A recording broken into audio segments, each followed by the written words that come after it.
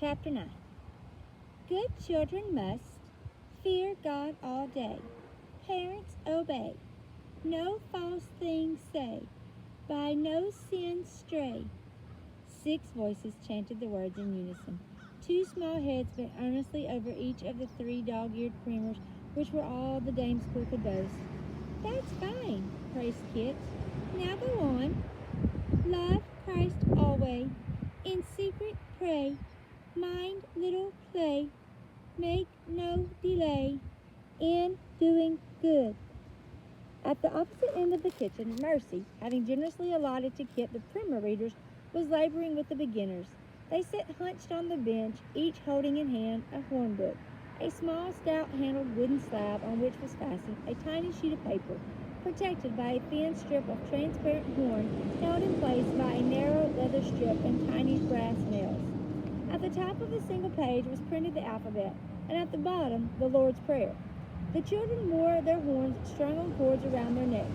Now they squinted at the blurred letters and painfully repeated out loud, A, F, A, Fa, A, U, La. What patience Mercy had!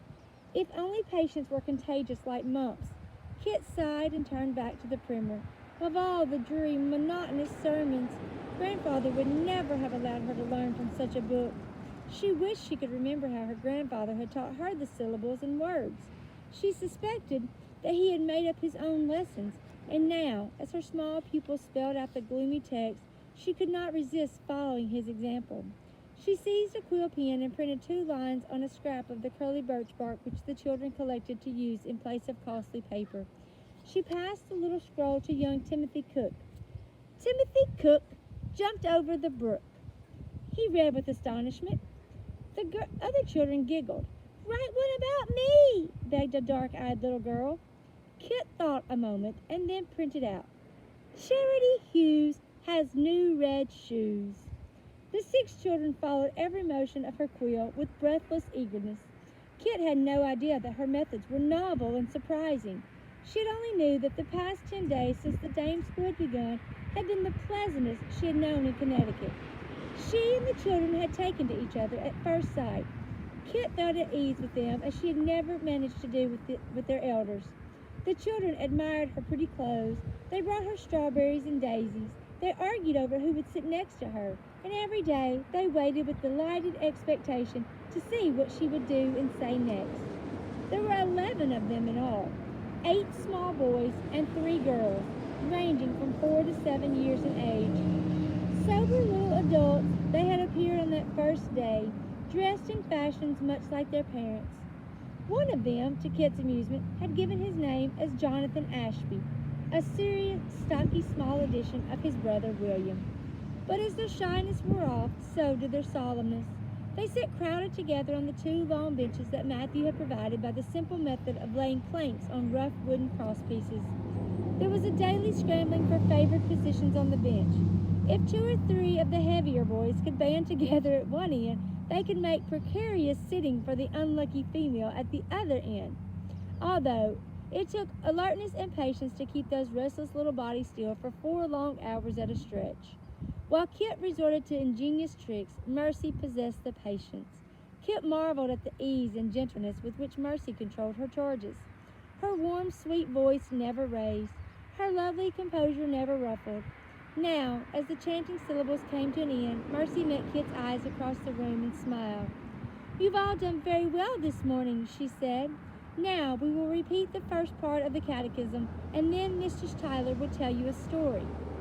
Mercy worried about this indulgence, which had begun by accident on the 2nd day, and proved such a success that she had weakly allowed it to continue. Was it right, she questioned Kit, to bribe children into good behavior by these stories? That was not the way the schoolmaster enforced discipline. But Kit could see nothing wrong in a reward at the end of the day's work. Truth to tell, she looked forward to the story as eagerly as the children, if only she had more to read to them. Last week, she had told them the story of Pilgrim's Progress, drawing on every detail she could remember. What would she have given for that much-loved volume that had lain on Grandfather's table? But in a week's time, she had stretched her memory to the utmost. and Pilgrim had traveled all the way from the Slough of Despond to the Celestial City. Now she had only the Bible to read to them, but there was far more between those black covers than the verses Uncle Matthew favored. Kit chose the story she herself enjoyed most, and her reading had a zest and liveliness that enthralled the children. Even Mercy was surprised, and frequently a little disturbed at the drama that Kit seemed to discover in these long, familiar narratives. Today she chose the parable of the Good Samaritan. Now, a certain man, she began, went down from Jerusalem to Jericho and fell among thieves. Suddenly she had an inspiration. Years ago, her grandfather had taken her to see a masque in Bridgetown in which a troupe of players from England had acted out the ancient Christmas story. "I have an idea!" she cried, laying down the book. 11 small faces turned toward her eagerly. It had not taken them long to discover that Kit's ideas usually meant something new and exciting. "You all know this story, don't you?" The heads nodded earnestly. "Then, instead of my reading it to you, let's pretend that it's happening right now to us. Let's pretend that this room is the road to Jericho. One of you, Peter, will be the certain man traveling along the road. You can walk down between these benches like this, and 3 of you can be the robbers that set on him and strip him of his raiment and wound him. Martha and Eliza, you can be the priest and the Levite who pass by on the other side, and just look at him and turn up your noses. And Jonathan can be the Good Samaritan who finds him and binds up his wounds. Charity, you can be the innkeeper over here by the fireplace, and the Samaritan will bring the traveler to you to take care of." "Kit," broke in Mercy anxiously, "I never heard of anything like that before. Are you sure?" "Oh, Mercy, it's from the Bible. Now, each of you try to imagine just how you'd feel if you really were those people. Just make believe this isn't a room at all. It's a hot, dusty road. And Peter, you're getting very tired from walking so far." The children were entranced. A game of pretending in school? They took their places, jabbering with excitement. Charity picked up the broom by the hearth and began to sweep. "An innkeeper is busy all the time," she said importantly. Jonathan Ashby stood stoically beside Mercy, waiting for his chance to be the rescuer. Peter began his long journey between the benches. But Kit had made one mistake. She had picked her characters too hastily. By chance, she had chosen the 3 most obstreperous pupils in the school to be her thieves and robbers, and the hapless boy who represented the traveler was the priggish little scholar they most cordially disliked. The unsuspecting traveler fell into his part as conscientiously as he read his primer. He walked primly between the benches from Jerusalem to Jericho. Out from behind the saddle popped the robbers and set upon him with a vengeance. "Wait a minute!" warned Kit. "Tom! Stephen! We're only pretending!" But her warning was lost in the uproar. Such an opportunity, sanctioned by authority, had never been known before. Peter's raiment actually was in danger. His shrieks were genuine. Jonathan, forgetting his role entirely, rushed in with both fists flying. The innkeeper hurried to the wayfarer's defense with her broom. Both Kit and Mercy moved quickly, but not quickly enough. From the corner of her eye, Kit glimpsed the 2 tall figures in the kitchen doorway. Then, before she could reach the tussling children, a cane swung from nowhere and landed on an unwary back. A smart crackle of blows, a few agonized howls, and a silence and order descended suddenly on the room. Across the subdued children's heads, Kit and Mercy faced their 2 visitors, Mr. Eleazar Kimberly, the schoolmaster, and the Reverend John Woolbridge. "What is the meaning of this disturbance?" demanded Mr. Kimberly. "We came to inspect your school, Mistress Wood, and we find bedlam." Mercy opened her mouth to explain, but Kit broke in first. "'Tis all my fault, sir. I was just trying out a new idea." "What sort of idea?" "Well, sir, I was reading a story out loud to them from the Bible, and I thought instead it might be more instructive, maybe, to sort of, well, to act it out and—" "To act it out?" "Like a play, you know." Kit floundered, confused by the increasing horror on both their faces. Mr. Kimberly seemed to be struggling. "Play acting? And with the Bible? Reverend Woodbridge stared incredulously at Mercy. What could you have been thinking of, Mercy, to allow such thing? Mercy clasped her hands tight together. I didn't realize what we were doing, sir, she faltered.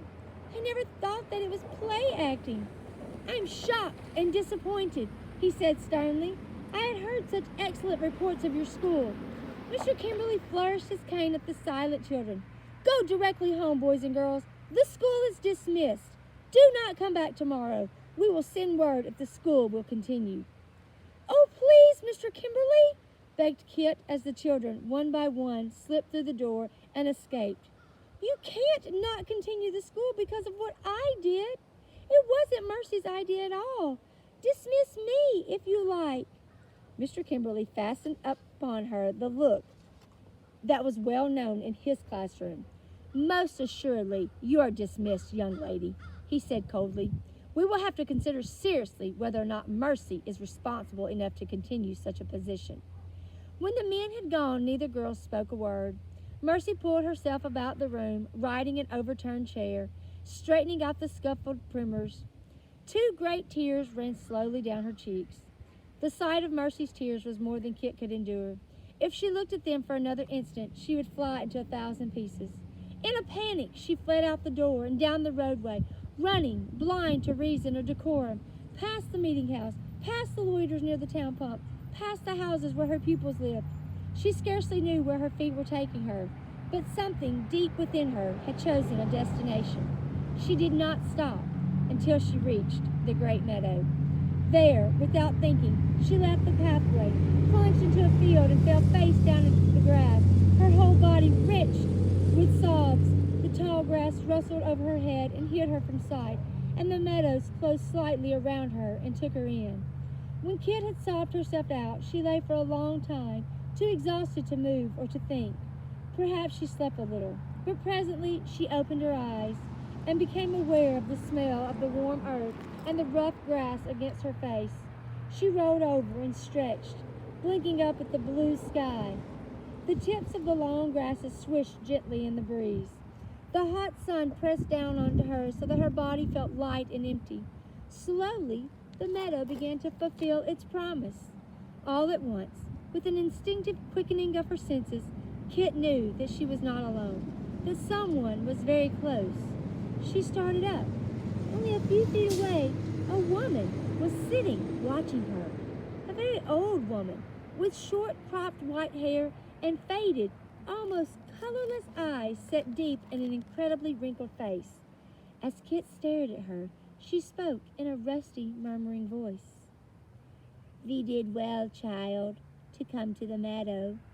There is always a cure here when the heart is troubled." For a moment, Kit was too dumbfounded to move. "I know," the murmuring voice went on. "Many's the time I found it here myself. It is why I live here." Kit stiffened with a cold prickle against her spine. Those thin, stooped shoulders, that tattered gray shawl. This was the queer woman from Blackbird Pond. Hannah Tupper, the witch! The girl stared, horror-struck, at the odd-shaped scar on the woman's forehead. Was it the devil's mark? "Folks wonder why I want to live here, so close to the swamp," the soft, husky voice continued. "But I think thee knows why. I could see it in thy face a moment back. The meadow has spoken to thee too, hasn't it?" The cold feeling began to pass away. In some unexplainable way, this strange little creature seemed to belong here, so much a part of this quiet, lonely place that her voice might have been the voice of the meadow itself. "I didn't really intend to come here," Kit found herself explaining. "I always meant to come back, but this morning I just seemed to get here by accident." Hannah Tupper shook her head, as though she knew better. "Thee must be hungry," she said, more briskly. "Come, and I'll give thee a bite to eat." She hitched herself awkwardly to her feet. Reminded of this time, Kit leaped up and shook out her skirts. "I must go back," she said hastily. "I must have been gone for hours." The woman peered up at her. Her eyes, almost lost in the folds of leathery wrinkles, had a humorous gleam. A toothless smile crinkled her cheeks. "Thee better not go back looking so," she advised. "Whatever it is, thee can stand up to it better with a bit of food inside. Come along, 'tis no distance at all." Kit wavered. She was suddenly ravenous, but more than that, she was curious. Whatever this queer little woman might be, she was certainly harmless and unexpectedly appealing. Like the school children, she had accepted Kit without a question or suspicion, and like a child, she scuttled ahead now, confident that Kit would accept her in the same way. Giving way to her own impulse, Kit hurried after her. Late as it was, she was far from eager to return to her Uncle Matthew's. The little hut with its sparsely thatched roof sagged at one corner. It looked as though it could never survive a stiff wind, let alone a flood. Two goats munched at the edges of the small vegetable patch. "There's a well behind the house," said Hannah. "Draw some water and wash thy face, child." Kit let the bucket down, leaning over to watch it meet the far-off circle of reflected sky. The water was deliciously cold on her hot face, and she gulped it thirstily straight from the bucket. Then she smoothed her hair and retied her apron, and went into the little house. The one small room the house contained was scoured as a seashell. There was a table, a chest, a bedstead with a faded quilt, a spinning wheel, and a small loom. A few ancient kettles hung about the clean-swept hearth. From a square of sunlight on the floor, an enormous yellow cat opened one eye to look at them. Hannah had set a wooden trencher on the table with a small corn cake studded with blueberries, and beside it a gourd filled with yellow goat's milk. She sat watching as Kit ate, taking nothing herself. Probably, Kit thought, too late. Swallowing the last crumb that was every bit of dinner she had. The girl looked about her. "'Tis a pretty room," she said without thinking, and then wondered how that could be when it was so plain and bare. Perhaps it was only the sunlight on boards that were scrubbed smooth and white, or perhaps it was the feeling of peace that lay across the room as tangibly as the bar of sunshine. Hannah nodded. "My Thomas built this house. He made it good and snug, or it wouldn't have stood all these years." "How long have you lived here?" Kit asked curiously. The woman's eyes clouded. "I couldn't rightly tell," she said vaguely, "but I remember well the day we came here. We had walked from Dorchester in Massachusetts, you see. Days on end we'd been, without seeing another human being. Someone had told us there would be room for us in Connecticut, but in the town there was not an inch of land to spare, not after they'd seen the brand on our foreheads. So we walked toward the river, then we came to the meadow. It put us in mind of the marshes near Hythe. My husband was raised in Kent, and 'twas like coming home to him. Here is where he would stay, and nothing could change him." There were 100 questions Kit dared not ask. Instead, she looked about the room and noticed with surprise the one ornament it contained. Jumping to her feet, she seized from the shelf the small rough stone and held it in her hand. "Why, 'tis coral!" she exclaimed. "How did it get here?" A small secret smile brightened the wrinkled face. "I have a seafaring friend," Hannah said importantly. "Whenever he comes back from a voyage, he brings me a present." Kit almost laughed. Of all the unlikely things, a romance? She could imagine him, this seafaring friend, white hair and weather-beaten, coming shyly to the door with his small treasures from some distant shore. "Perhaps this came from my home," she considered, turning the stone in her hand. "I come from Barbados, you know." "Do tell! From Barbados?" marveled the woman. "These seem different somehow. Is it like paradise, the way he says?" "Sometimes I mistrust he's just telling tales to an old woman." "Oh, everything he's told you is true," answered Kit fervently. "'Tis so beautiful. Flowers every day of the year. You can always smell them in the air, even out to sea." "Thee has been homesick," said Hannah softly.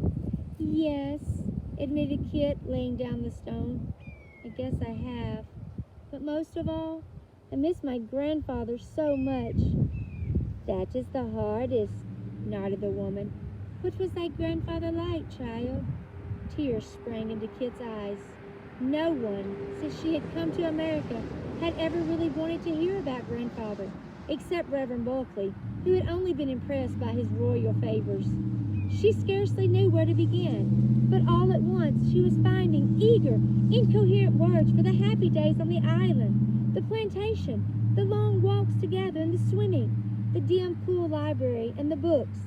Then she came to the flight to Connecticut and all the bitterness and confusion of the past weeks. I hate it here, she confessed. I don't belong. They don't want me. Aunt Rachel would, I know, but she has too many worries. Uncle Matthew hates me. Mercy is wonderful, and Judith tries to be friendly. But I'm just a trouble to them all. Everything I do and say is wrong. So thee came to the meadow, said Hannah, patting the girl's hand with her small, gnarled claw. What went so wrong this morning? She listened, nodding her head like a wizened owl, as the tale of the morning's woes came pouring out. As Kit reached the part about the schoolmaster and his cane, to her amazement, a rusty chuckle interrupted her. Hannah's face had crumpled into 1,000 gleeful wrinkles. Kit hesitated, and all at once the memory struck her funny too. Her breath caught tremulously, and then she was laughing with Hannah. But instantly she sobered again. What am I to do now? She pleaded. How can I ever go back and face them?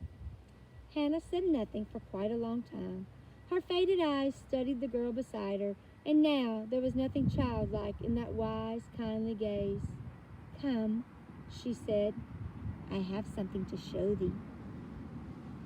Outside the house, against a sheltered wall, to the south, a single stalk of green thrust upwards, with slender rapier-like leaves and one huge scarlet blossom. Kit went down on her knees. It looks just like the flowers at home, she marveled. I didn't know you had such flowers here. It came all the way from Africa, from the Cape of Good Hope, Hannah told her. My friend brought the bulb to me, a little brown thing like an onion. I doubted it would grow here, but it just seemed determined to keep on trying, and look what has happened. Kit glanced up suspiciously. Was Hannah trying to preach to her? But the old woman merely poked gently at the earth around the alien planet. I hope my friend will come while it's still blooming, she said. He will be so pleased. I must go now, Kit said, getting to her feet. Then something prompted her to add honestly, You've given me an answer, haven't you? I think I know what you mean. The woman shook her head. The answer is in thy heart, she said softly. He can always hear it if thee listens for it. Back along the south road, Kit walked with a lightness and freedom she had never known since the day she sailed into Sabre Harbor. Hannah Tupper was far from being a witch, but certainly she had worked a magic charm.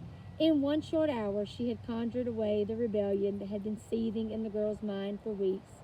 Only one thing must be done before Kit could truly be at peace, and without speaking a word Hannah had given her the strength to do it. Straight up Broad Street, she walked up to the path to a square frame house and knocked boldly on the door of Mr. Eleazar Kimberly.